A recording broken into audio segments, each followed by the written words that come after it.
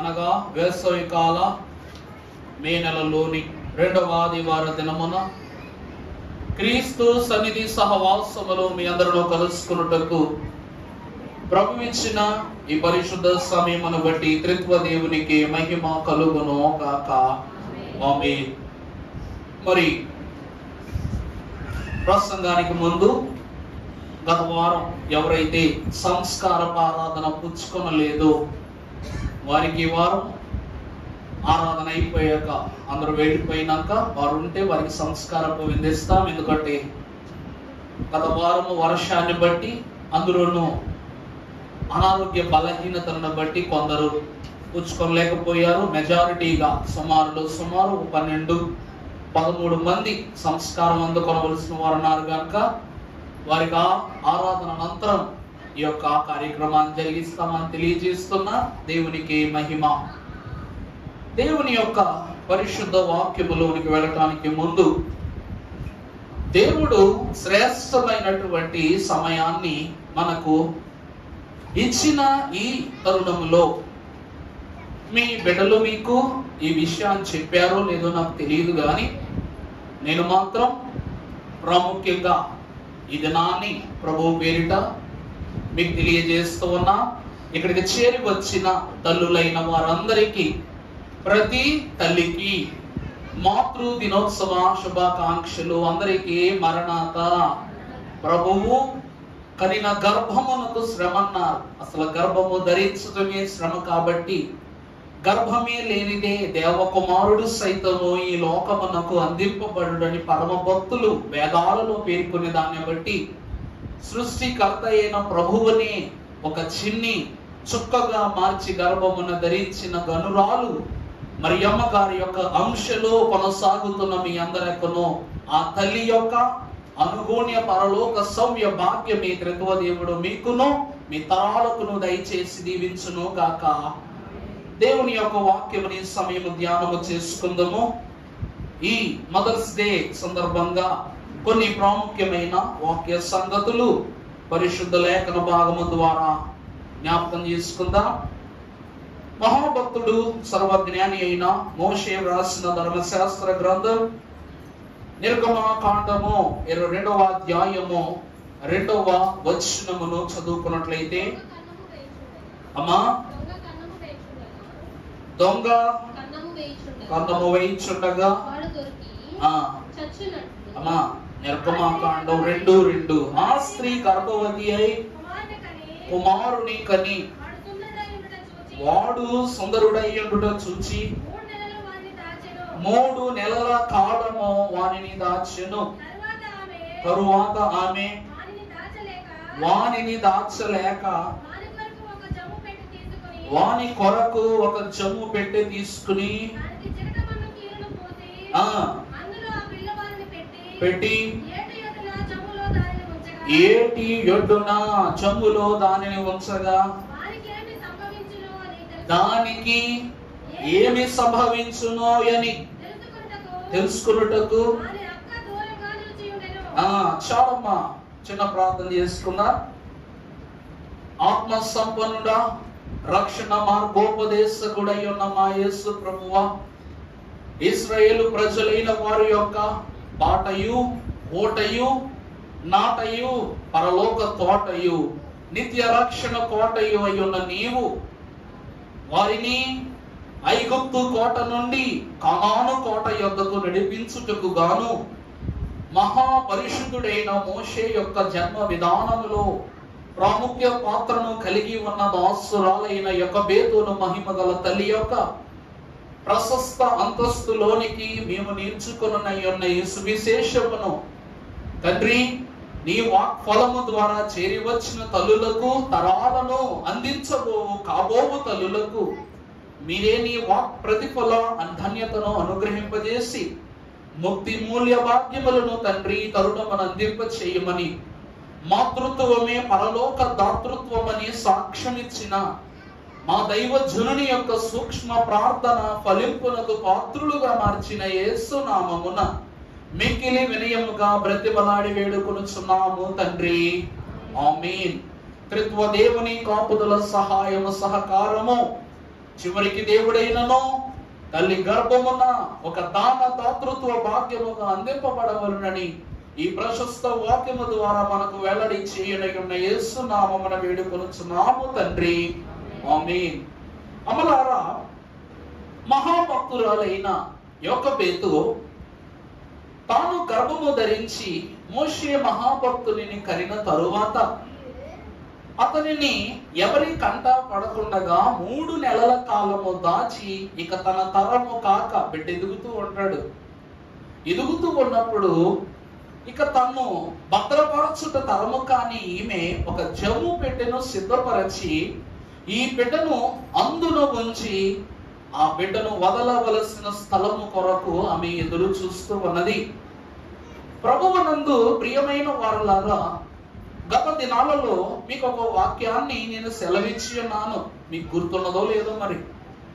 తలపులు ఏం చేస్తాయంట చెప్పాలి. తలపులు ఏం చేస్తాయంట?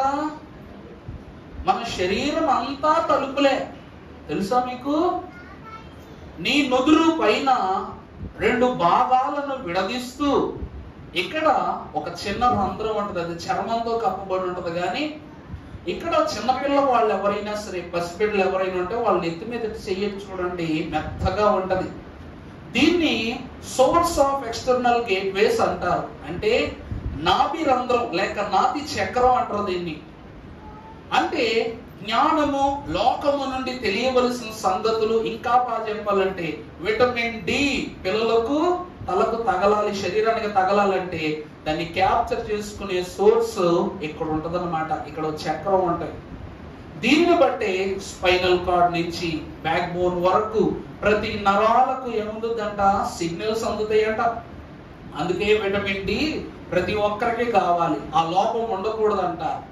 ఇక రెండవదిగా చూస్తే ఈ 2 చెవులకు 2 కన్నాలు ఉన్నాయా లేవా? ఈ స్వరం ఏదైనా మన చెవులోనికి వెళ్ళాలంటే ఇవే ద్వారాలు. ఇవే కానీ దూదులు పెట్టుకున్నో లేక ఇయర్ క్యాప్స్ పెట్టుకున్నో మూసేసి వినపడదా? వినపడదు. 2 కళ్ళకు కను రెప్పలు ద్వారము, 2 నాసికా రంధ్రములకు ఈ యొక్క మార్గమే ద్వారము, పలుకుచున్న పదములకు పెదవులు ద్వారము, శరీరం అంతటికి నవరంధ్రములు ఏమై ఉన్నవి? ద్వారములు అయి ఉన్నవి. అలాగుననే మానవ ఉనికికి తెలియని మరి ఒక ద్వారము నాభి సూత్రము, అనగా బొడ్డు. అంటే ఏమిటండి? బొడ్డు. ఇది ఇప్పటికీ అప్పటికి ఎప్పటికీ మర్మమే. ఈ తలుపు సరిగా ఉంటేనే ఈ తలుపు తెరుచుకుంటుందంట. ఉదాహరణకు చిన్న కథ చెప్పి వాక్యంలో ముందుకు వెళతాను. దేవుడైన యెహోవా త్రిత్వ రూపమున పరిశుద్ధుడైన అబ్రహాము యొక్క ఇంటికి విందు చేయడానికి వచ్చారట. సింధూర వనములో జరిగిన గొప్ప క్రమం ఇది. ఈ క్రమములో ఏకీభవింపజేయబడినటువంటి దేవదేవుడు, అబ్రహామా, నువ్వు గొప్ప జనాంగమునకు తండ్రి అవుతావయ్యా. అవును గాని నీ భార్య అయిన శారమ్మ ఎక్కడా అని అడిగితే ఆమె గుడారము వెలుపట ఉందయ్యా అని చెప్పారు. సర్లే, ఆమె గర్భము తెరవబడును, నీకు ఘన సంతానమును గొప్ప జనాంగమును నేను ఇస్తూ ఉన్నానని ప్రభు సెలవివ్వగానే ఈ మాటకు శారమ్మ గారు చేసినటువంటి ఒకే ఒక్క తప్పు ఏమిటి చెప్పండి? నవ్వుట. అనగా తన తలపు ఏం చూస్తుందంట? దేవుని ఆశీర్వాదాన్ని కాదు, వెక్కిలితనముతో నవ్వుట వలన ఈ తలపు చెడైపోవటం వలన గర్భపు తలుపులు ఏమైపోయినాయి? మూసుకుపోయి 100 సంవత్సరాల కడు వృద్ధురాలు అయిపోయిన తర్వాత దేవుడు అప్పుడు బాగుపడిన తలపును బట్టి గర్భాన్ని ఏం చేశాడు చెప్పండి?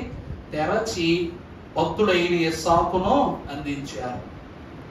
ఇది శారమ్మ గారి తలుపు వలన మూసుకున్న తలుపు. మరి ఈరోజు యేసుక్రీస్తు ప్రభు వారి యొక్క తల్లి అయిన మరియా, ఆమె తలుపు ఈనాటికి ఆనాటికి నానాటికి కూడా ఆమె తలుపులు ఎంత గొప్పవట? చాలా శ్రేష్టమైనవి. అందుకే గత వారము చెప్పిన బుర్రకథలో యేసుక్రీస్తు ప్రభువు యొక్క జన్మ విధాన్ని ఆదాము అవ్వలతో తండ్రి అయిన దేవదేవుడు తెలియజేసి ఏమన్నాడట? నజరేతు పురమున మరియ నామమున నారీమణి కలదు. నజరేతు పురమున మరియ నామమున నారీమణి కలదు. వినరా భారత క్రైస్తవ సోదర విశ్వజాతి చరిత. ప్రభు ఏమంటున్నారట అవ్వమ్మతో? నజరేతు పురమున మరియ నామమున ఎవరు గలరు? ఒక గొప్ప నారీమణి గలదు. నారీమణి అనగా, నారీ అనగా స్త్రీ, నారీమణి అనగా స్త్రీలలో అతి శ్రేష్ఠురాలు. నారీమణి అంటే ఎవరండి? స్త్రీలందరిలోనూ ఆమె అతి శ్రేష్ఠురాలు. దేవుడట స్వయముగా తాను ఏ గర్భము ద్వారా ఈ లోకానికి రాబోతున్నారో ఆ తల్లిని గురించి తండ్రి అయిన దేవుడే చెబుతున్నాడట. అర్థమైందా అండి? మా అమ్మ గొప్పది అని బిడ్డ బయటకు వచ్చాక ప్రతి బిడ్డ చెప్తాడు. కానీ గర్భములో పడకముందే తన తల్లి విశిష్టతను గూర్చి స్వయముగా దేవుడే ఒక మానవుని గణపరుచుతున్నది ఏదేను వనములో జరిగిన మర్మము. ఎందుకంటే ఈ పరిశుద్ధురాలైనటువంటి మరియమ్మ గారు నజరేతు అనేటువంటి చెడు పట్టణములో జీవిస్తుంది.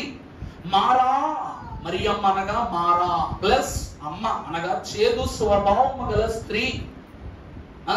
దేవుని ప్రియబిడ్డలారా, పేరు మంచిది అయితే సరిపోదు.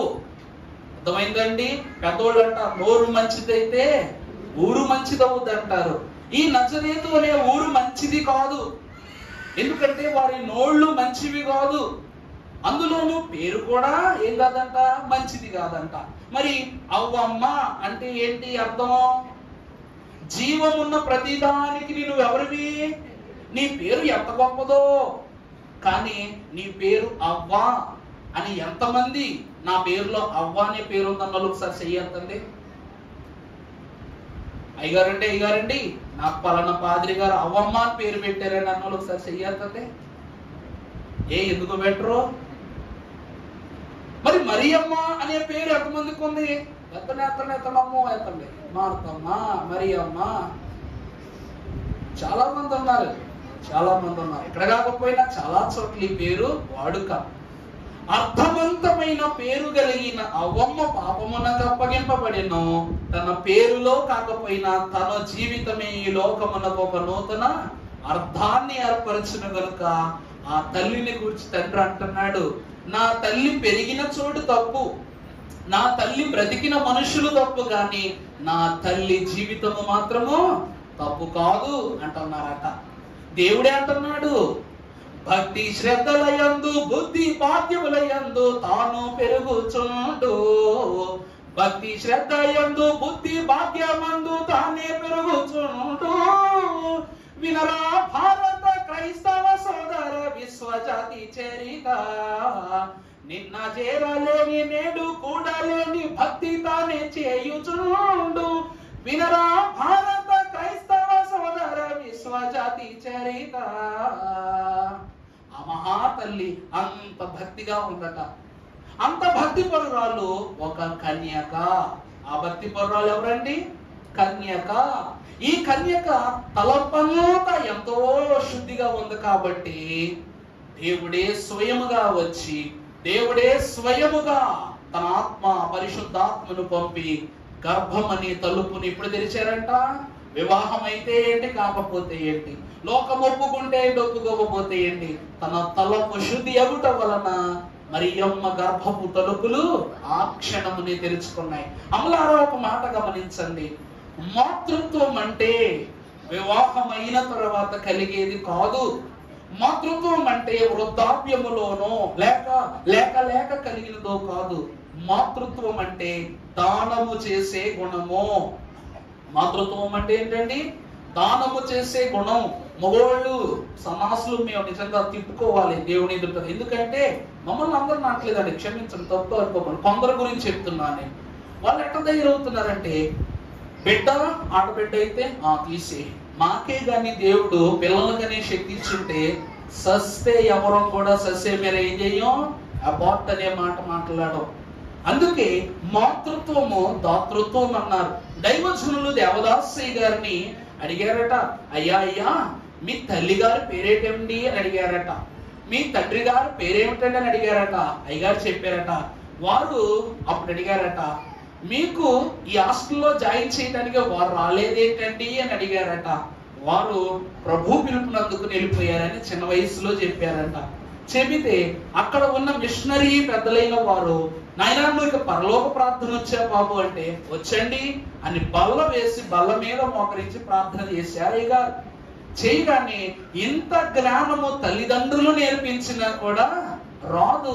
ఈ క్రమము నీకు దేవుడు ఎంత గొప్ప అనుభవాలు నీకు దేవుడు నేర్పించాడంటే, నీ తల్లి ఎవరు? మహాభక్తురాలై ఉండాలి. దేవదాసయ్య గారి తల్లి గారు కూడా ఎవరంట? మహాభక్తురాలట. ఎంత గొప్ప పెంపకము ఎవరునో కలిగి ఉండరు. స్వయముగా దేవుని కుమారుని యొక్క తలంపే మీ మీద ఉందని అయ్యగారిని మెచ్చుకున్నారు. అందుకే దేవుని ప్రియమిట్లారా, యోకోబేత్ అనే మహాభక్తురాలు ఈ దినమున ఒక అనుభవ అంతస్తును మనకు వాక్యం ద్వారా పరిచయం చేస్తూ ఉంది. పరిశుద్ధ గ్రంథములో మనము చూసినట్లయితే మరల చదువుకుందాం. 2వ అధ్యాయం 2వ వచనం. ఆ స్త్రీ గర్భవతి అయి కుమారుని కని వాడు సుందరుడై ఉండుటయు చూచి 3 నెలలు వారిని దాచెను. చాలండి. 6వ వచనం చూస్తే, తెరచి ఆ పిల్లవాడిని చూచినప్పుడు ఆ పిల్లవాడు ఏడ్చుచుండగా చూచి వాని యందు కనికరించి వీడు హెబ్రీయుల పిల్లలలో ఒకడనెను. చాలండి. పిల్లలకు తల్లులే ఏం నేర్పించినా, తండ్రులు ఏం నేర్పించడానికి ఏం లేదు. అమ్మ చెప్తేనే ఏదైనా సరే. అందుకే పెద్దవాళ్ళు కూడా అంటారు, ఒక తల్లి మాత్రమే తండ్రి బాధ్యత తీసుకోగలదు, కానీ తండ్రి తల్లి బాధ్యత తీసుకోలేడు. ఈ యోకోబేతు మహాభక్తురాలు. అసలు మోషే అనే పదానికి అర్థం ఏమిటంటే నీటి నుండి, చెప్పండి, నీటిలో నుండి తీయబడిన వాడు. ఏ నీటిలో నుండి తీయబడ్డాడు చెప్పండి? ఏ నీటిలో నుండి తీయబడ్డాడు ఈ మహానుభావుడు? అమ్మా అయ్యా, ఫరో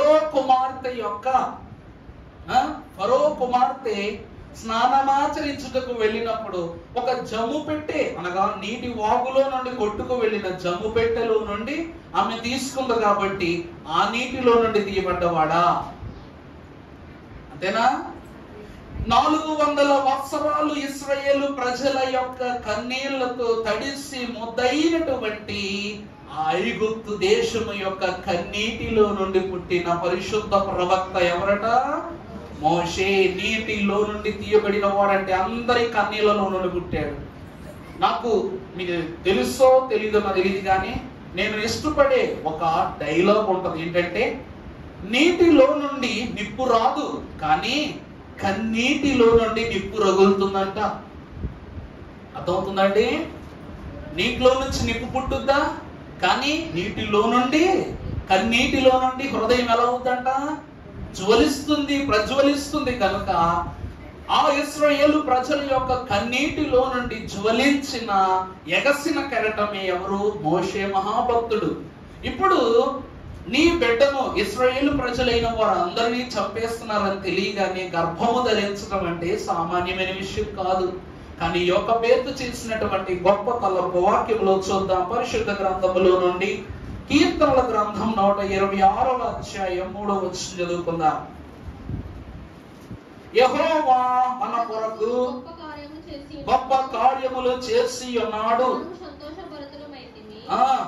దక్షిణ దేశములో ప్రవాహము పారునట్లుగా యెహోవా చెరపట్టబడిన మా వారిని రప్పించుము. ప్రభునందు ప్రియులారా, ఈ మహాతల్లి ఏ కాలములోనైతే గర్భము కలగకూడదో ఆ కాలములోనే యోకోబేతు గర్భము ధరించింది. గర్భము ధరించిన ఈ తల్లి ఏమంటుందంటే, యెహోవా మా కొరకై ఏం చేస్తున్నారు? గొప్ప కార్యములు చేసి ఉన్నాడు. మనము ఏమై ఉన్నాం?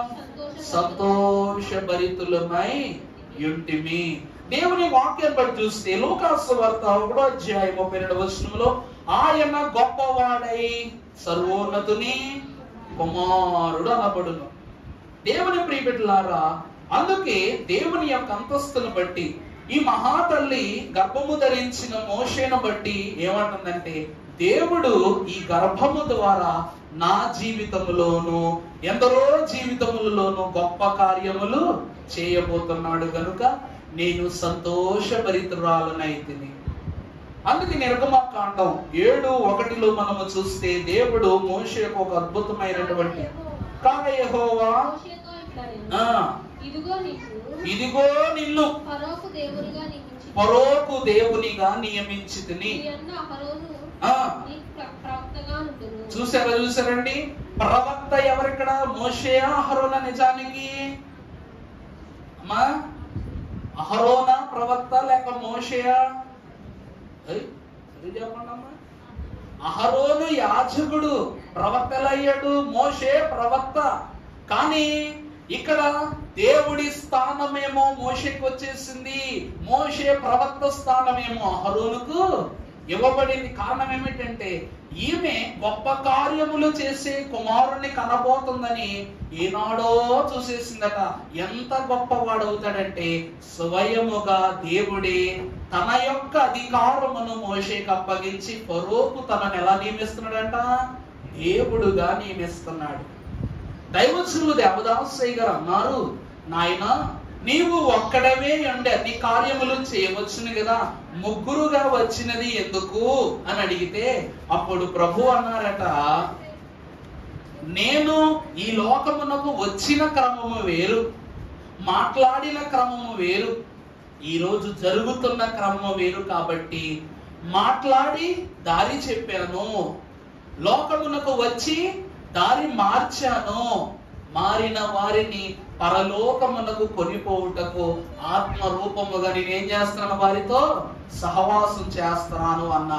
అంటే మీకు అర్థమయ్యేలా చెప్పాలంటే, పాలు పితికి డబ్బాలో పోస్తాం కదండి, డబ్బాలో పోస్తాం. కానీ ఎంత స్వచ్ఛమైన పాలైనా సరే అలాగే కాఫీ కాసుకుని తాగేయగలమా? చెప్పండి, మీరే చెప్పండి. స్వచ్ఛమైన నా వాక్కును, అందుకే దేవుని వాక్యం అంటుంది, ఆయన మాట ద్వారా సమస్తము కలిగిన సమస్తము ఇమ్మడలేకపోతుందంట. మనుషులు ఆ సమస్తంలో ఏమైపోతున్నారు? ఇమ్మడలేకపోతున్నారు. అలాగే ప్రభువు స్వచ్ఛమైన పాలుగా ఈ లోకములో ఉన్నప్పటికీ నీళ్లు అనే లోకతత్వమును తన కుమారుని రూపమున కలిపి పరిపూర్ణతనిచ్చారట. దానిని విశ్వాసులకు తానే స్వయముగా త్రాగనిచ్చి తృప్తిపరిచారట. ఏమన్నా అర్థమైందన్నమాట? పాలు పిండినది ఆయనే, నీరుగా కలిసినది ఆయనే, విశ్వాసులకు త్రాగనిచ్చినది కూడా ఆయనే. ఆయనే అన్నియు జరిగించు ప్రభు. కానీ ఉన్న పవిత్రతను పరిపూర్ణముగా విశ్వాసం ఎందుకోవాలంటే అతడు గొప్ప అంతస్తులో ఉండాలి. అందుకే దేవుడు సెలవిస్తున్న మాట, మోషే మహాభక్తుడిని ప్రవక్తగా చేయుటకు ముందు ఫరోకు దేవుణ్ణి చేశాడు, అలాగా అహరోన్ మహాభక్తుడిని ఏం చేశాడంట? ప్రవక్తగా చేశాడు. ఇలాంటి దేవుని వరమును, దేవుని అధికారముని వరముగా కలిగి ఉన్న కుమారుణ్ణి కనటానికి వెనకాడని తత్వం ఉన్న గనురాలు ఎవరు చెప్పండి? యొక్కబేతు. ప్రతి ఒక్కరూ తల్లి అవుతారు, కానీ కొంతమంది విలువ కలిగిన స్థానాన్ని పొందుకుంటారు. దేవుని కృపను బట్టి దేవుడు ఎంత ఆశ్చర్యకరుడంటే, ఈ యొక్కబేతు ఏ బిడ్డను తీసుకెళ్లి ఫరో కుమార్తె చేతిలో పెట్టిందో ఆ కుమార్తె మరలా తీసుకొచ్చి మోషేని ఎక్కడ పెట్టింది? యొక్కబేతు చేతిలో పెట్టింది పెంచమని. అంత గొప్ప ఆశీర్వాదం ఆమె కలిగినట్లుగా మనం చూస్తున్నాం. తర్వాత మన వాక్యంలో చూసినట్లయితే దానియేలు గ్రంథము 3వ అధ్యాయం 17వ వచనం, మేము సేవించుచున్న దేవుడు మండుచున్న వేడిమి గల ఈ అగ్నిగుండములో నుండి మమ్మును తప్పించి రక్షించుటకు. దేవుని ప్రియబిడ్డలారా, దేవుడు మోషేను గనునిగా మార్చాడు. అంటే ఇక్కడ మహాభక్తులైనటువంటి వారు ఏమి సెలవిస్తున్నారంటే, తాను ఏ బిడ్డకైతే జన్మమిచ్చిందో ఆ జన్మములో ఈ లోకమునకు అందించబడినటువంటి మోషే మహాభక్తుడు దేవుని రూపమును, దేవుని అంతస్తును సంపాదించుకున్నవాడు. అందుకే దేవుని ప్రియబిడ్డలారా, సినాయి పర్వతము దిగి వచ్చిన తరువాత మోషే రూపమును ఎవరు చూచుటకు సాహసము చేయలే. అందుకే ఆ దేహము తరతరాలు నిలిచిపోయే దేహము కాబట్టి దేవుడు ఇశ్రాయేలు ప్రజలకు ఇవ్వలేదట, తన దూతల ద్వారా భద్రపరిచాడట. అంటే ఈరోజు నీ బిడ్డ ఎంత గొప్పోడవుతాడంటే, అమ్మా నీ బిడ్డకు మరణం ఉండదు, నీ బిడ్డ దేవుని చేత భద్రపరచబడతాడు. మరణము కూడా జరగని రీతిలో దేవుడు తన దేహాన్ని ఏం చేస్తాడు, జాగ్రత్తగా తన పని కొరకు నిలువ పెట్టుకుంటాడని ఎవరికైనా ముందే తెలిసిందనుకోండి, ఏం చేస్తారు? బిడ్డ కనకుండా ఉంటారా? చెప్పండి. నీ బిడ్డకు మరణం ఉండదు తల్లి, నీ బిడ్డకు శ్రమ ఉండదు తల్లి, నీ బిడ్డ దేహము దేవుని రూపమంత వెలిగిపోద్ది, నీ బిడ్డ దేవుడు ఏర్పరచుకున్న వానికంటే గొప్పవాడైపోతాడు. దేవుడు ఎవరినైనా వదిలేస్తాడు, కానీ నీ బిడ్డను వదలని ఎవరైనా ఈ విషయాన్ని తెలుసుకున్నారనుకోండి, ఆ బిడ్డను ఖచ్చితంగా కష్టము నష్టము తన ప్రాణం పోయినా సరే ఏం చేస్తారంట, అంటారు. దేవుడట మోషే మహాభక్తులను గురించి సెలవిస్తున్నది. దేవుని గురించి ఏమిటంట, మేము సేవించుచున్న దేవుడు మండుచున్న అగ్నిగుండములో నుండి మమ్ములను తప్పించి రక్షించుటకు సమర్థుడు. అమ్మా యొక్కబేతు, నీ కుమారుడు భయంకరమైన అగ్నిగుండము వంటి ఐగుప్తు దేశములో నుండి ఈ ప్రజలైన వారందరినీ కాపాడటానికి నీ కుమారుడు ఎవరు సమర్థుడు. ఎందుకంటే దేవుడు తన పట్టాను ఎప్పుడు మోషేకి ఇచ్చేసాడో, అందుకే ఇశ్రాయేలు ప్రజలైన వారి గురించి మోషేతో సినాయి పర్వతం మీద అంటాడు దేవుడు, మోషే నీ ప్రజలు చెడిపోయారు. ఎవరు ప్రజలమ్మా? నీ ప్రజలు. ఎందుకంటే నా దైవత్వాన్ని నీకు ఇచ్చేసా, నా అధికారాన్ని నీకు ఇచ్చేసా, అందువల్ల నా బిడ్డలు కూడా ఎవరికి ఇచ్చేస్తున్నా? నీకు ఇచ్చేస్తున్నా. నీ బిడ్డలు చెడిపోతున్నారు, వెళ్ళి జాగ్రత్త పరుచుకుంటారు. ఇశ్రాయేలు ప్రజలను 40 సంవత్సరాలు కాలికి నిప్పు లేకుండా ఐగుప్తు చేర్చడానికి ఎవరు సమర్థుడంట? అక్కడ దేవుడు ఏర్పరుచుకున్న మోషే అంత గొప్ప కుమారుడట. రెండవదిగా ఈ మహాతలి యొక్క సులక్షణము, రెండవది విశ్వాసము. వాక్యంలో చూద్దాం. హెబ్రీ పత్రిక 11వ అధ్యాయము 23వ వచనం. మోషే పుట్టినప్పుడు అతని తల్లిదండ్రులు ఆశిస్సు సుందరుడై ఉండుట చూచి విశ్వాసమును బట్టి రాజాజ్ఞకు భయపడక 3 మాసములు అతని దాచిపెట్టిరి. చాలమ్మా. యొక్కబేతు యొక్క రెండవ బలమైనటువంటి లక్షణం ఏమిటంటే విశ్వాసం. ఈ విశ్వాసం ఎప్పుడు కలిగిందంట? బిడ్డ పుట్టాడు, బిడ్డని చేతిలోకి తీసుకోగానే ఆ బిడ్డ చూడటానికి ఎలా ఉన్నాడంట? దైవాంశములో ఉన్నట్టుగా ఉన్నాడు, అంటే సుందరుల్లా ఉన్నాడు. కొంతమంది చూడండి, ఎంత నొప్పులు పడి బిడ్డల కన్నా బిడ్డ నొడిలోకి తీసుకుని తల్లి పాలవగానే నిప్పంతం ఏమైపోతుందంట, తగ్గిపోతుంట. అది ప్రేమ. ఈ బిడ్డను కనిన తరువాత అతని ముఖము చూడగానే, అంటే మోషే యొక్క ముఖ వచ్చస్సు ఎంత గొప్పదంటే, మోషే ఎదురు పడితే దుఃఖ నివారణ అన్నారు. అందుకే సినాయి పర్వతములో సర్పములు దూరం వెళ్ళిపోయాయి. మోషే మహాభక్తుడు అడుగు పెడితే ఎర్ర సముద్రం 2 పాయలైపోయింది. మోషే మాటకు పరలోక ధాన్యమే నేలకు దిగి వచ్చింది. మోషే మాటకు సర్వత్రా దేవుడే ఎక్కడికి దిగి వచ్చాడట? సినాయి పర్వతం మీదకు దిగి వచ్చాడు. అందుకే ఎవరైనా ఎప్పుడైనా ఎక్కడైనా దేవునితో ఇష్టానుసారం మాట్లాడారు వాక్యములోని మనం చూస్తే 40 సంవత్సరాలు మోషే మాట్లాడాడండి. ఎన్ని సంవత్సరాలు మాట్లాడాడంట?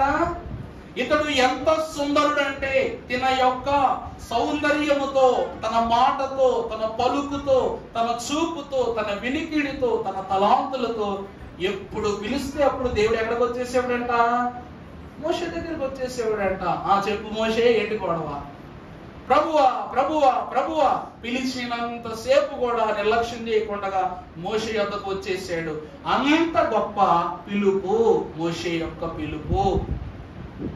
మోషే గొప్ప విద్యావంతుడు. ఎంత గొప్ప విద్యావంతుడు అంటే దేవునిని కూడా వశీకరణ చేసుకుని తన యొద్దకు పిలుచుకొనగల విద్యావంతుడు, పరలోక విద్యాభ్యాసము గలవాడు. అందుకే ధర్మశాస్త్రాన్ని దేవుడు చెప్పగానే ఏం రాసేసాడంట? టకటకమని 10 ఆజ్ఞలు రాసేసాడంట. అతడికి అన్నీ తెలుసు. అందువలన ఈ బిడ్డను చూడగానే అతని యొక్క గొప్ప ఘనతకు, అతని సౌందర్యమునకు, అతని యొక్క సులక్షణములకు ముగ్ధురాలైపోయిన ఈ తల్లి, నా బిడ్డ నాకున్నాడు, నాకేం చెప్పు అవండి, అంతే కదా. నా బిడ్డ నాకు ఉన్నాడు, నా బిడ్డ మీద నాకు విశ్వాసం ఉంది, నా బిడ్డనిచ్చిన దేవుని మీద నాకు విశ్వాసం ఉంది. రాజు అయితే ఏంటి, బంట అయితే ఏంటి అని చెప్పేసి ఏం చేసిందంటే ఈమె విశ్వాసమును బట్టి సుందరుడైన బిడ్డ ద్వారా రాజాజ్ఞకు కూడా ఈమె ఏం చేయాల, భయపడలా. అందుకే యెహోవా అనుగ్రహించినది ఏమనగా మీ బిడ్డలు మీకేమై ఉన్నారు, స్వాస్థ్యము అయి ఉన్నారు. బిడ్డలు యెహోవా ఇచ్చిన స్వాస్థ్యము, గొప్ప వరము గనుక ఆ వరమును చూసి తన విశ్వాసం ఇంకా పెరిగిపోయిందంట. మోషే చూడగానే తన విశ్వాసం ఏమైపోయింది, పెరిగిపోయింది. అందుకే ఆస్తిపాస్తులు ఉన్నా సరే బిడ్డలు లేని ఆస్తులు ఎందుకు, బిడ్డలు లేని పాస్తులు ఎందుకు, బిడ్డలు లేని పస్తులే తప్ప ఇంకేం మిగలవు. సరే, సంతోషం. ముందుకు వెళదాం. పరిశుద్ధ గ్రంథంలో రోమాపత్రిక 10వ అధ్యాయం 17వ వచనం చూసినట్లయితే, కాగా వినుట వలన విశ్వాసము కలుగును, వినుట వలన విశ్వాసము కలుగును, వినుట క్రీస్తును గూర్చిన మాట వలన కలుగును, వినుట క్రీస్తును గూర్చిన మాట వలన కలుగును. అమలరా యేసు క్రీస్తు ప్రభు జన్మకాలమున కూడా జరిగినది ఇదే. తల్లి ఏమంటుందో, తండ్రి ఏమంటుందో, లోకం ఏమంటుందో ఆ తల్లికి అక్కరలేదు. ఆమె కావలసిందల్లా ఒకటే, దేవుడే స్వయముగా నా యొద్దకు వచ్చుట. భక్తురాలైన అవ్వమ్మ గారు అన్నారంట, ప్రభువా ప్రభువా ప్రభువా, ఈ లోకములో నువ్వు మనుష్య కుమారునిగా పుడతానన్నావు. అప్పుడు ఆ మనసులో అనుకుందంట, మనిషిగా పుట్టాలంటే మనిషే కావాలి, అంటే దేవుడికి నా గర్భం తప్ప వేరే దారి లేదు.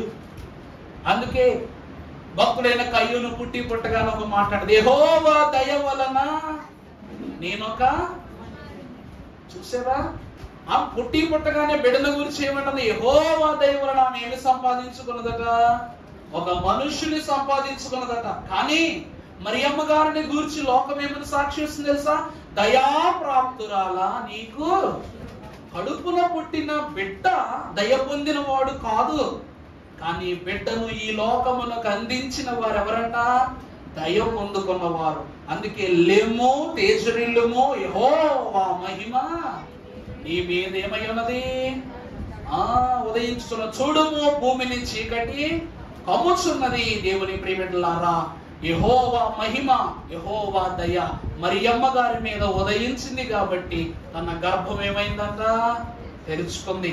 పుట్టిన బిడ్డలు దయగల వాళ్ళు కాదు, తల్లిదండ్రులు గొప్పవాళ్ళు అయితే బిడ్డలు ఏమవుతారంట, గొప్పవాళ్ళు అవుతారు. దేవుని యందు ప్రియబిడ్డలారా, యేసు క్రీస్తు ప్రభు యొక్క జనన విధములో మరియమ్మ గారి పాత్ర అంత గొప్పది, యొక్క బేతు పాత్ర అంతే గొప్పది కనుక వాక్యం అంటది, వినుట వలన ఏం కలుగుద్ది, ముందు వినాలి, వినటం ద్వారా విశ్వాసం కలుగుద్ది. ఆ విశ్వాసమే పురుడు పోసుకునే విధేయత రూపముని లోకానికి అందింపబడుతుంది కనుక అందుకే ఈ మహాతలికి కలిగిన గొప్ప ఆశీర్వాదము విశ్వాసము. ముందుకు వెళ్ళినట్లయితే అదే హెబ్రీ పత్రిక 10:35 మనము చూసినట్లయితే,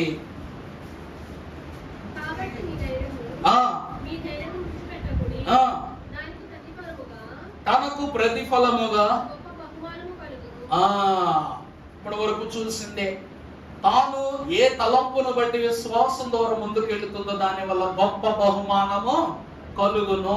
రెండవది విశ్వాసం. మూడవది చూస్తే సామెతల గ్రంథము 14వ అధ్యాయం 1వ వచనం చదువుకుంటే, జ్ఞానవంతురాలు తన ఇల్లు కట్టును, మూఢురాలు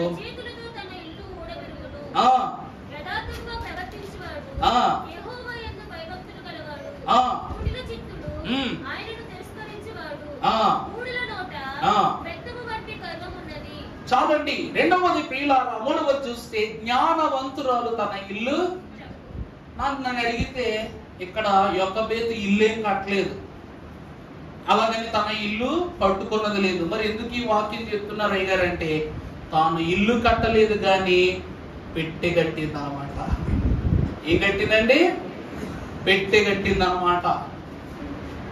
దేవుని ప్రియబిడ్డలారా, ఎంత గొప్ప పెట్టె ఆమె తయారు చేస్తుందంటే, జమ్ముతో తనకు కావలసిన సముదాయాన్ని ఏర్పరుచుకుని తన బిడ్డను అందులో అసౌకర్యము లేనంత అందంగా పెట్టి తయారు చేసింది జ్ఞానవంతురాలు.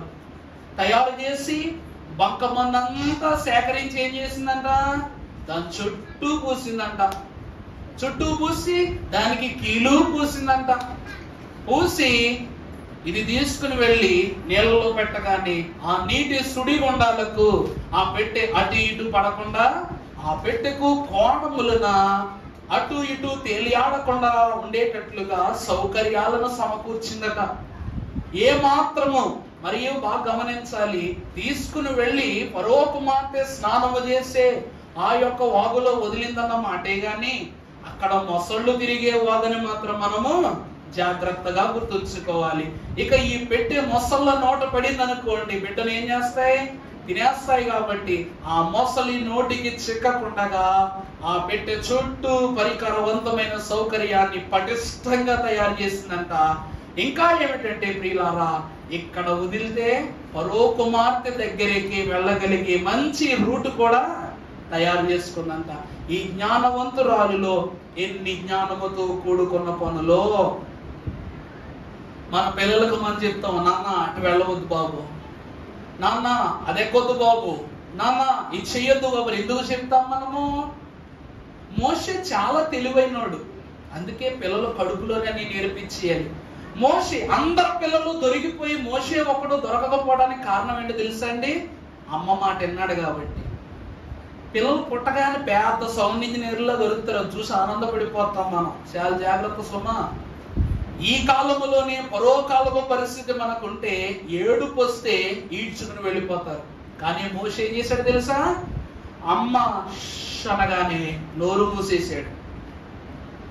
అప్పుడు మరలా చెప్పిందంటే ఈ జమ్ము పెట్టిలో పెట్టి, ఒరే అబ్బాయి, అదిగో అక్కడ పరో కుమార్తె ఉంటది, అక్కడికి వెళ్ళే కేడరా నువ్వా అని చెప్పిందంట. ఎన్నీడు ఏం చేశాడంట, ఇక్కడ కాముగా ఉండి ఆమె కడకెళ్ళి ఏడ్చాడు.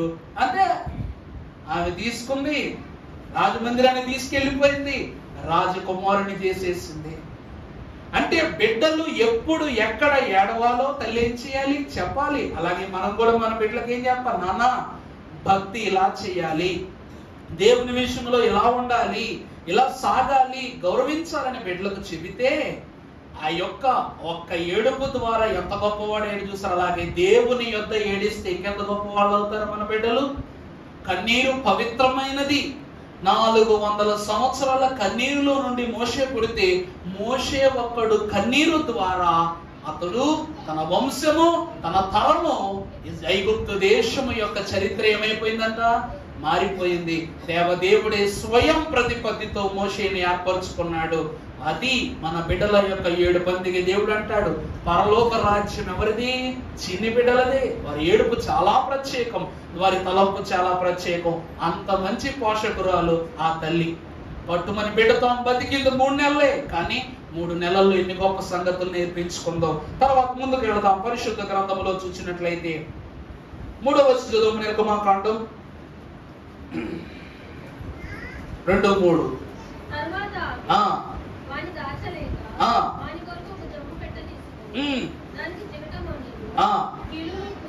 కీలును పూసి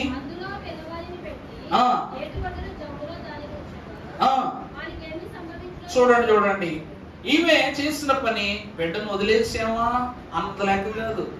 ఆ బిడ్డ ఫరో కుమార్తె దాకా వెళుతున్నాడో లేదో చూస్తుందంట. వానికి ఏమి సంభవించునో తెలుసుకొనుటకు వాని అక్క దూరముగా నిలిచి ఉండెను. ఫరో కుమార్తె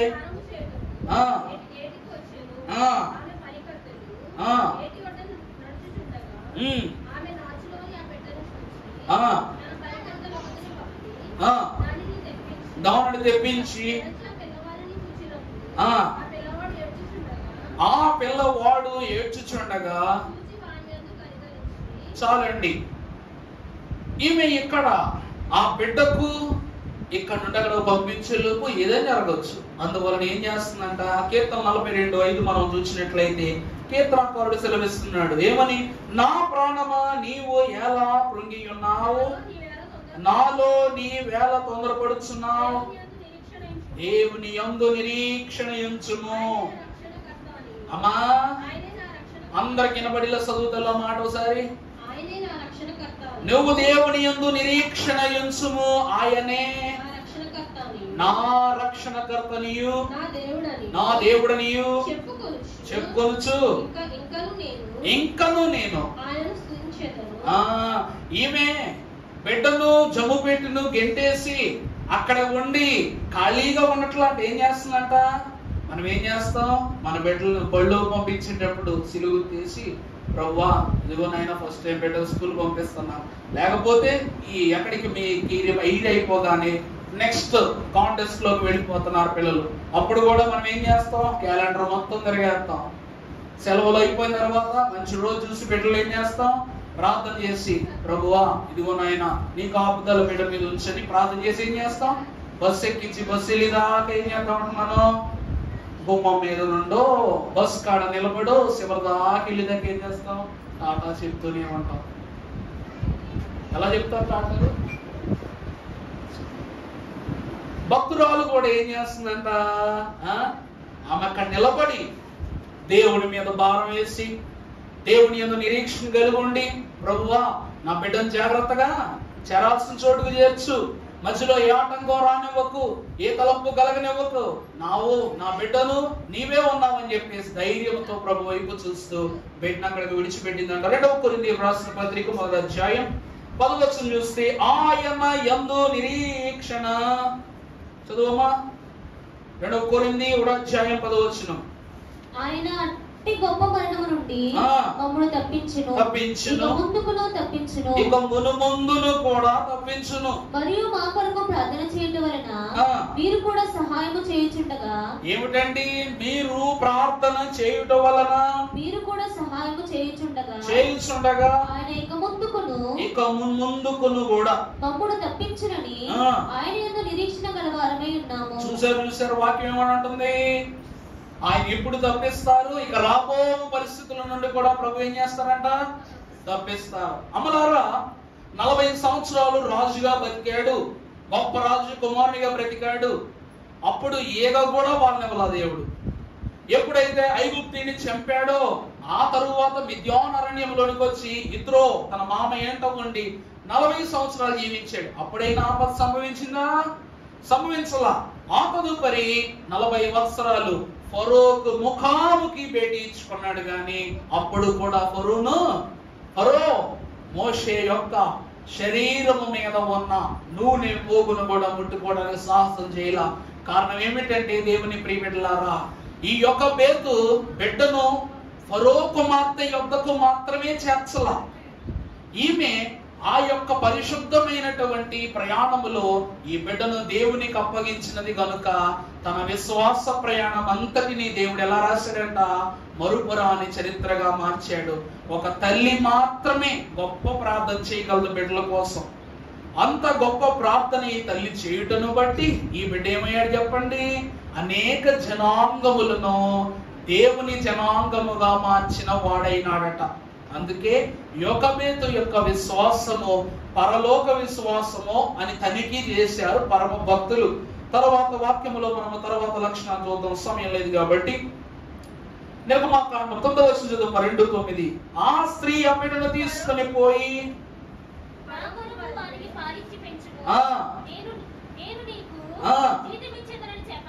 నేను నీకు జీతము ఇచ్చేదనని చెప్పగా ఆ స్త్రీ ఆ బిడ్డను తీసుకుని పోయి. చాలండి అమలారా, ఎవరు తప్పుగా అనుకోదు, వాక్యం ఎలా చెప్పాలి. స్త్రీలైన వారు బిడ్డలను పాలించి పెంచుతారు. పాలించి పెంచినప్పుడు మనం ఏం చేస్తాం? బిడ్డను పాలు పడతాం. బిడ్డ తృప్తి పొందకపోతే ఇటువైపు వేసుకుని పాలు పడతాం. ఇక్కడ కన్న తల్లికి జీతం ఇచ్చి కన్న కుమారునికి ఏం చేయమంటుంది? ఈమె పాలిచ్చి పెంచమంటుంది. కానీ ఆమె జీతం పుచ్చుకుందో లేదో మాట మనం దేవుడు కానీ ఈమె కనటమే వాక్యానుభవాలతో బిడ్డన కంది. ఎప్పుడైతే ఈ పరిశుద్ధుడకు కుమారుణ్ణి పెంచు, పాలించి పెంచు అని ఈ చేతికి ఇచ్చారో, ఒక మాట చెప్పండి, ఎంతో మంది హెబ్రీ స్త్రీలు ఉన్నారు బిడ్డలు కోల్పోయిన వాళ్ళు. ఇంతమంది ఉండగా ఎంతమంది ఉండగా ఈమెనే ఎందుకు ఆమె పిలుచుకుందో చూసారా? చాలా మంది బిడ్డలు కోల్పోయారు, పాలు ఇవ్వడానికి సమర్థులే. కానీ యొక్కబేతు మాత్రమే ఫరో కుమార్తెకు ఎన్నికగా ఎందుకు కనబడింది? ఆ మాట అర్థమైందండి?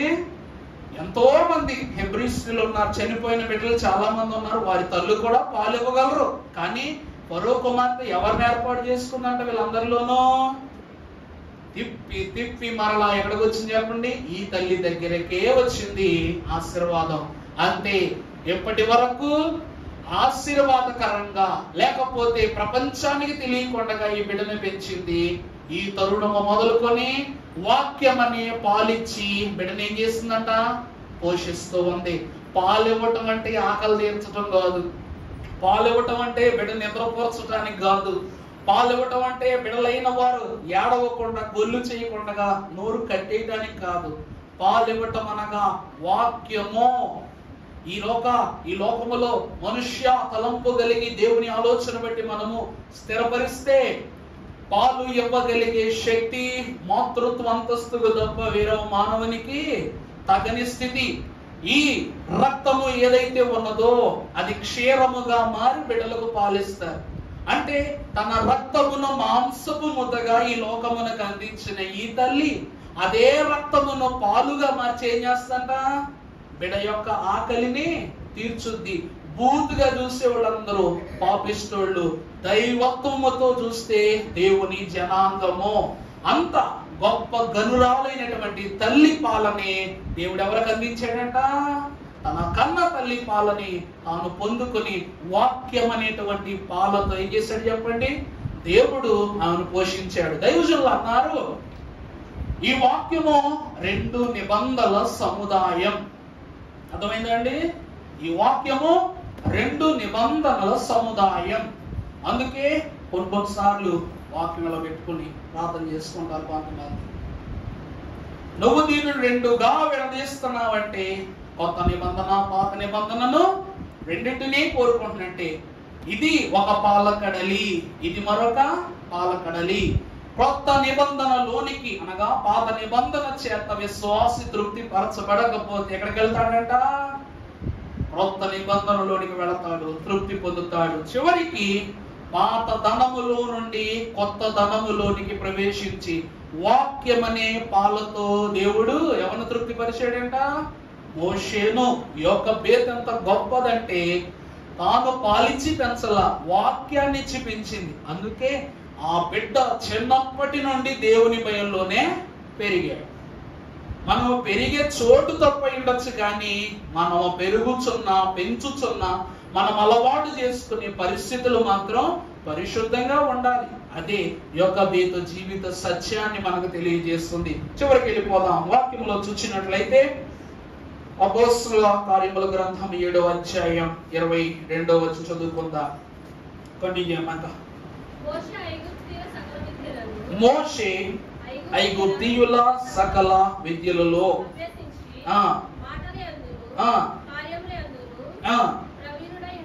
ఉండెను. వచ్చినప్పుడు ఇశ్రాయేలీలైన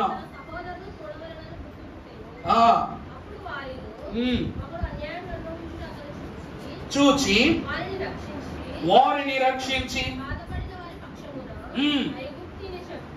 ఐగుప్తీయులను చంపి. చాలండి, ఈ తల్లి ఎంత గొప్ప పెంపకము కలిగి ఉందంటే, నాయనా నువ్వు పుట్టుకతో హెబ్రీయుడవు, నీ జనులు హింస పొందుతున్నారయ్యా, వారు వేదన పొందుతున్నారు నాయన, వారిని నువ్వు బాగు చేయాలి, వారి జీవితాలు సక్కదిద్దాలి, నువ్వు లోకమునకు హత్తుకొని ఉండకూడదని 40 సంవత్సరాలు ఈ తల్లి గొప్పగా పెంచిందంట. కేవలము ఫరో కుమార్తె పాలివ్వడానికి మాత్రమే యొక్కబేతును దగ్గర పెట్టుకుంది, కానీ 40 సంవత్సరాలు ఏం చేసిందంటే ఈమె ఆలన పాలన లాలన అంటూ ఎన్నో విషయాలు యొక్కబేతు బిడ్డకు నేర్పించినదట. దేవుని యొక్క వాక్యాన్ని ఒక వచనమును మనము చూసినట్లయితే పరిశుద్ధ గ్రంథముల నుండి 7:23 అపోస్తలుల కార్యములు. ఇశ్రాయేలీయులను తన సహోదరులను చూడవలెనన్న బుద్ధి పుట్టెను. ఒకసారి చదువమ్మా. 7:23. 40 ఏండ్లు నిండవచ్చినప్పుడు ఇశ్రాయేలులైన తన సహోదరులను, తనకు ఎంత వయసు వచ్చింది? 40 ఏళ్ల వయసు వచ్చినప్పుడు ఇశ్రాయేలీలైన తన సహోదరులను చూడవలెననే బుద్ధి పుట్టెను. చాలండి. దేవుని ప్రియబిడ్డలారా, సామెతల గ్రంథము 22వ అధ్యాయం 6వ వచనం చూస్తే, బాలుడు నడవవలసిన త్రోవను మనం ఏం చేయాలి? వానికి నేర్పించాలి. బాలుడు నడవవలసిన త్రోవను వానికి నేర్పించాలి.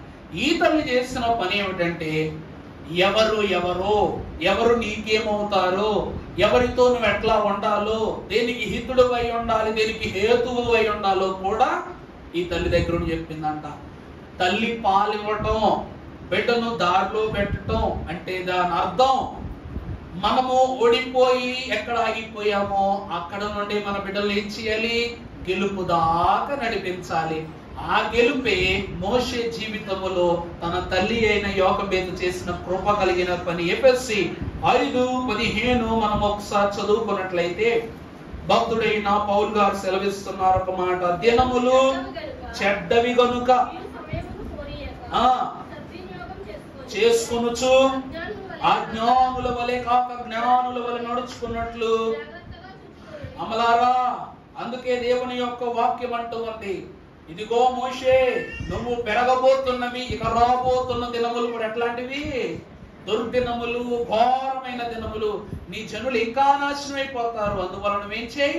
జాగ్రత్తగా పెరుగు, జ్ఞానముతో వ్యవహరించని చెప్తుంది. అందుకే సామెతల గ్రంథంలో మరొక మాట ఉంది, 31:30, యెహోవా యందు భయభక్తులు కలిగిన స్త్రీ కొనియాడబడును.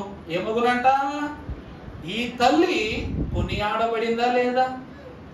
యోకెబేదు వాక్యములో కొనియాడబడింది, కుమారుని చేత కొనియాడబడింది, జనాంగము చేత కొనియాడబడింది, దేవుని చేత కూడా కొనియాడబడింది. ఎందుకంటే బాలుడు నడవవలసిన మంచి త్రోవను తన బిడ్డకు ఈమె నేర్పించింది కనుక.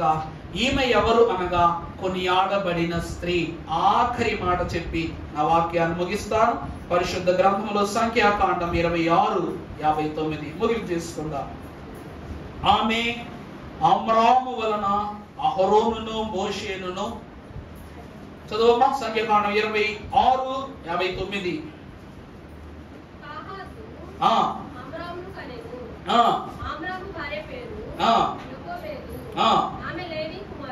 ఆమె ఎవరండి? యోకెబేదు ఎవరు? లేవి కుమార్తె. ఆమె జన్మమే, ఆమె వంశమే బోధకుల వంశం. అర్థమైందండి? ఈమె ప్రత్యేకముగా బోధ చేసే కుటుంబం ఏం కాదు, ఆమె పుట్టుకే బోధకుల కుటుంబం. అందువల్ల చదువు తల్లి. ఆమె ఐగుప్తిలో లేవీకి పుట్టెను. అహరోనును మోషేనును వీరి సహోదరియగు మిరియామును కనెను. నాదాబు. చాలండి. దేవుని ప్రియబిడ్డలారా, కానీ జ్యేష్ఠత్వం అహరోనునకు ఇవ్వబడింది. కారణం ఏమిటంటే, వంశావళి యొక్క నిలుపుదల ఎవరికి ఇవ్వబడుతుంది అనగా జ్యేష్ఠునికి ఇవ్వబడుతుంది. కానీ యాజకత్వము కన్నా ప్రవక్తే గొప్పవాడు. ప్రవక్త అనే పేరు అందరికీ రాదు. ఈ రోజు మనము చూస్తే మనము మన బిడ్డలకు ఏం నేర్పిస్తామో అది అనకొత్తది. ఒక తల్లి తప్పుదారి అస్సలు చూపించకూడదు, తలాలకు కూడా అదే వస్తుంది. ఉదాహరణకి యాకోబు జీవితమే చూడండి. దేవుడు ఇస్తానన్నది ఇస్తాడు, కానీ ఈమె ప్రయత్నంతో తన అన్న యొక్క మేక చర్మముతో మీద కప్పుకుని వెళ్ళమని చెప్పింది. అన్న దుస్తులు కప్పుకుని వెళ్ళమని చెప్పింది యాకోబుతో. తను తయారు చేసిన ఆహారాన్ని తన కుమారునికి ఇచ్చి చేయమని చెప్పింది. అబద్ధం చెప్పమని చెప్పింది. చెప్పిందా లేదండి? చెప్పింది. చెప్పిన తరువాత తన చిన్న కుమారుడు, అల్పుడు, బలహీనుడు, పిల్లవాడైన యాకోబు కుమారులలో ఉన్నటువంటి చిన్నవాడైన యోసేపునకు కూడా ఆ తల్లి చేసిన పనే జరిగింది. అన్నలు, ఎంతమంది అన్నలందరూ కలిసిపోయి తనకు ఏ తండ్రి అయితే వస్త్రం ఇచ్చాడో ఆ వస్త్రాన్ని తీసుకొచ్చి తమ్ముడు చనిపోయాడని చెప్పి ఎలా అబద్ధం చెప్పి, ఎలాగైతే అన్న వస్త్రాన్ని తిన కప్పుకున్నాడు, ఏ మేక వెంట్రుకలు కలిగిన రోమములున్న వస్త్రం ఇతను కలిగి ఉన్నాడో అదే మేక రక్తములో ఆ వస్త్రాన్ని ముంచి అబద్ధం చెప్పారు. మూడవదిగా చూస్తే, నేను నీ కుమారుడను, నీ పెద్దవాడనైనా ఎవరిని, ఏశావును అని ఇలా అబద్ధం చెప్పాడు. ఈ చిన్నవాడి కంటే పెద్ద వరుసలో ఉన్న వాళ్ళందరూ ఏం చెప్పారు చెప్పండి? తమ్ముడు చనిపోయాడు అని చెప్పారు. యథా రాజా తదా ప్రజ. కానీ తల్లి మాట చిన్న నోటైనా తప్పుగా వస్తే భవిష్యత్తులు ఏమైపోతాయి? వెనకబడిపోతాయి. అందుకే మాకు పాఠాలు చెప్పేటప్పుడు మాస్టర్ చెప్తారు, తెలుగు మాస్టారు సువర్ణ రత్నం గారు అని చాలా ఇష్టం. ఆయన అంటే నాకు చెవుకి ఎంత ఎంట్రుకలు ఉంటాయి ఆయనకి. మా మాస్టర్కి ఎంత ఎంట్రుకలు ఉంటాయి అనమాట. మేము పిల్లి అంటాం ఆయన ఎప్పుడు. ఆయన క్లాసులు కూడా జ్ఞానంతో పిల్లి మాదిరే భలే చెప్తారు క్లాసు. ఆయనకి ఎంత ఎంట్రుకలు ఉంటాయి అనమాట. సార్ మీరు షేవ్ చేసుకోవచ్చు కదా సార్ అంటే ఆయన అంటాడు, నా ఐకాన్ బాబు ఇది అంటాడు అనమాట. ఆయన ఎప్పుడు ఒక మాట అంటాడు, ప్రపంచంలో చెడిపోయిన ఆడవాళ్ళు చెడిపోయిన మగవాళ్ళు ఉంటారు కానీ చెడ్డ తల్లిదండ్రులు మాత్రం ఉండరు అని చెప్పాడు. చాలా మంచి మాట మాకు అది. ఆ రోజు స్టాండింగ్ ఏవియేషన్ తో చప్పట్లు కొట్టాం. ఈ లోకములో చెడిన మగవాడు చెడిన ఆడవాళ్ళు ఉండొచ్చు కానీ చెడిన తల్లిదండ్రులు తన బిడ్డలకు మాత్రం ఉండరు. ఈ మదర్స్ డే సందర్భంగా పురుషుడు తల్లిని చేయగలడు కానీ తల్లి మాత్రమే మరొక పురుషుణ్ణి తయారు చేయగలదు. తపన పడిన తపస్సు చేసిన దేవుడు కూడా ఏం చేయలేడట, తల్లి రూపమున ఈ లోకానికి రావలసిందే గనుక అతి గొప్ప తలంపులతో ఎందరో పరమ భక్తులను ఈ వాక్యములకు అందించిన మనం వాక్యం 40 మంది ప్రవక్తలు రాశారని చూసాం.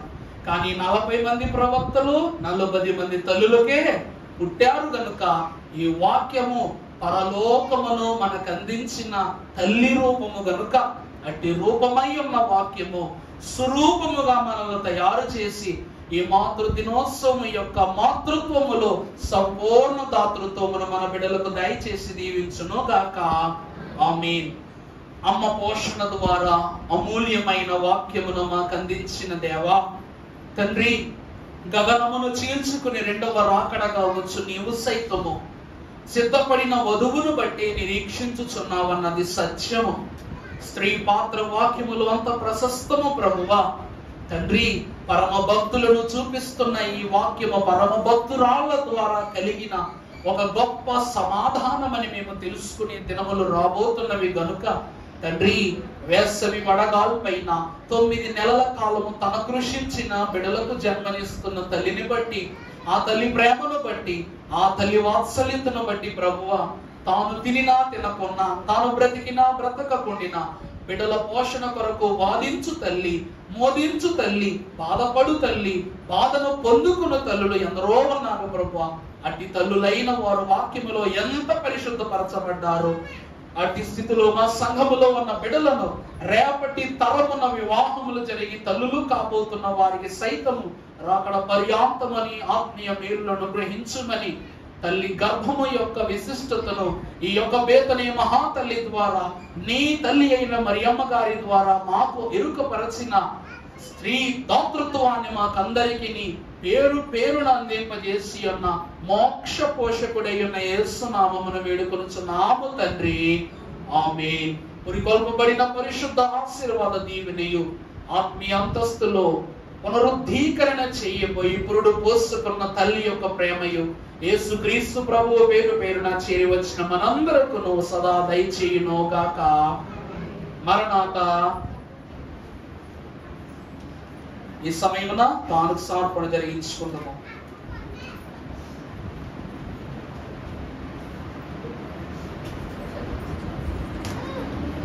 స్తుతి